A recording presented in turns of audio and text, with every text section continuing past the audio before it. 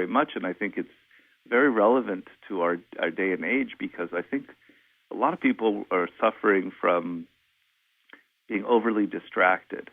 And it's in a micro and a macro level. So on the micro level, with our smartphones and our email and everything, our minds are in 3,000 directions and all the information available to us. And on the macro level, our careers are never settled. I mean, in the old days, not only 30 years ago, we would tend to work at one job for quite a long time with a sort of an overarching goal. Nowadays, companies have no loyalty to us, and we have very little loyalty to them. And we'll work 1 year at this, 2 years at that. We'll try many different things. It's very hard to concentrate and know what you're good at and sort of use your strengths and not be distracted and focus very deeply. And I struggle with this every day as I'm trying to write a book, because to write a book, you must be supremely focused on one goal, writing the subject that you're covering and going into it as deeply as possible, and constantly being distracted. And you have to learn to say, no, I'm not going to do this. I'm not going to answer that email. I'm not going to go give this talk. Because in the end, the only way you're going to get power, the only way you're going to make something good, the only way you're really going to succeed in your career or at your job is if you are really focused, know what you want, and concentrate on the things that you're good at. So I've looked at many, powerful people in the books that I've researched, and then people that I'm nowadays. They all generally have that trait. They're able, when it's necessary, to drop everything else and focus extremely deeply on what it is that they're doing. It's a very difficult task, and in fact, it's something I'm writing about in my new book, but that is one of the most important laws of power. And I think it also is very applicable to politics and sending troops all over the world. That, to me, seems a scattering of forces. Yes, that's even on the larger, even more macro level when it comes to the political stage. And I could go on and on about, the United States, for instance. I have a concept in the war book called the center of gravity. It's not my concept. It comes from the great German writer Karl von Clausewitz, that everybody has a sort of a center of gravity that is their strength, and a country has it. In the United States, it was our wealth and our prosperity and the kind of model that we set up for the world. And when we go around trying to be the policeman and sending our armed forces everywhere, that center of gravity, which is our wealth, our prosperity, our economy, is going to suffer greatly. And it's been the destruction of many great empires. People don't like the word, but that is what we are. It was the end of the Roman Empire, sort of losing touch with your source of power and feeling like you're invulnerable and that you have become sort of the policeman for the world. And, it started with George W. Bush and the two wars, major strategic mistake, and it's ongoing. So this law, as you point out, applies to you in your daily life. It applies to you in your career. It applies to countries. It's on a global scale. I want to talk a little bit about Law 9, winning through your actions and not through argument, and winning through demonstration. That's a really, really important point. And you also shared about not insulting people, how important that is. Can you speak a little bit about that? Well, there's several things there. I was taking the second part first. A lot of people have a bad idea about power, or they have the wrong idea. And they feel that power is somehow related to aggression, to violence, to anger, to pushing people around. And so sometimes you'll find a leader or CEO or whatever thinking that by yelling or getting angry, they're showing their force, their authority. And in fact, they're showing their weakness, that the fact that they have no self-control. And generally in a situation like that, people lose respect for you. And so we have to change, the book is trying to change your notion of what power is. In fact, the indirect way of approaching a situation in which you're not going to literally force people to do what you want.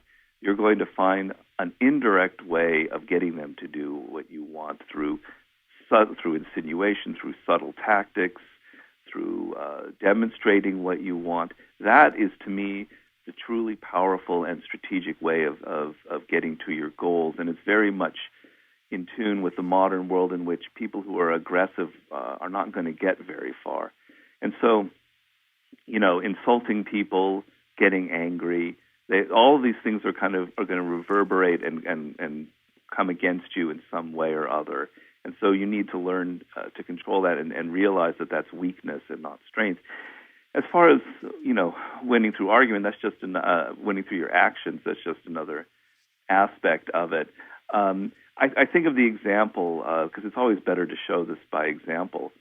John F. Kennedy in World War II had been involved in an accident in the Pacific in which he nearly died, and he was extremely brave in handling the situation, PT 109, if you're familiar with it. And then he wrote about it later on, or other people wrote about it later on. And when he was running for the president of the United States back in 1960, campaigning, he would never mention this. Other people would mention it, or he would talk about the brave effort our troops were doing, all the bravery that he had witnessed in World War II and how it brought out the best of Americans. And by not mentioning himself, he made people think about him. The audience would go, but he's not talking about his amazing deeds. That's very interesting. First of all, it seemed rather noble, but also it made them think about it. So instead of what politicians nowadays do, they sort of foist themselves on you and brag about, I wrote this piece of legislation, or Senator Kerry, I did this in Vietnam. He took this indirect approach, and it sort of demonstrated his own nobility and his own kind of character and his bravery, but indirectly. Demonstrating that indirectly is so much more powerful than foisting yourself on other people. If I, for the sales of my books, if you hear about it from a friend, you should read the 48 Laws of Power, that is much more convincing than if I have an ad out there, or you see an ad or something on the television telling you to buy this product. Hearing it from other people is a much more indirect approach. So, knowing how to send out your message virally is another way of approaching this. So you have an organic relationship to the realm of marketing and something circulating throughout the world, particularly your books. You are almost relating to your books as their own entities and letting them go where they will. Is that correct? Yeah. Yes, I would say that. Definitely. I don't know whether it's a question of sour grapes here or not, where my books never really got a lot of publicity. I don't get reviews in the New York Times, or not been on Charlie Rose or all those other things. So, maybe I'm making a virtue out of it and saying, it's actually in the long run better, because there's sort of a stealth and underground thing going on with the books, where it's mostly people hearing about it and talking about it, that its name has spread. And in the end, I think that's more powerful. Of course, it always helps to have these pushes and to be on television. I'm not against it.